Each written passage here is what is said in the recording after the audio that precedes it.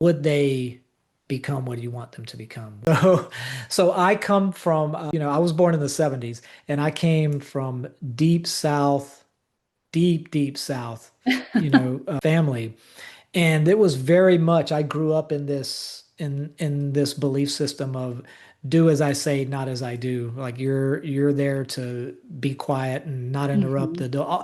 And I've always had a problem with that lack of mutual respect in that regard.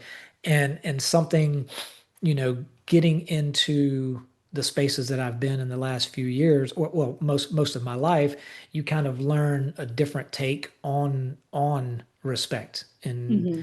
and how that respect flows both ways. And for us, what that looks like at the school is, and this is kind of how I talk about it with all the parents and anyone that'll listen really is that and this is a scenario that I paint and I love it because it really kind of brings it home to where imagine that you couldn't speak. Something Hmm. happened, you're not allowed, you're not able to speak words, you're not able to speak to your children.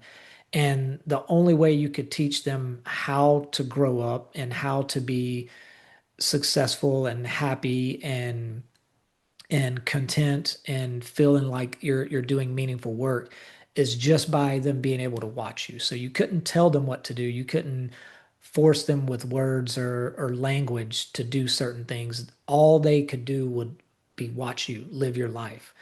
Would they become what you want them to become? Would they grow up to be the humans that you want them to be if the only way they learned how to do that would be to watch you? And the purpose of that question for me is to kind of touch on the idea of ownership in that game of respect and leadership for our children and for our families, So am I holding myself to the standard that I'm trying to hold my children to? Hmm. And that for a lot of children, me particularly, that was a glaring disconnect for me.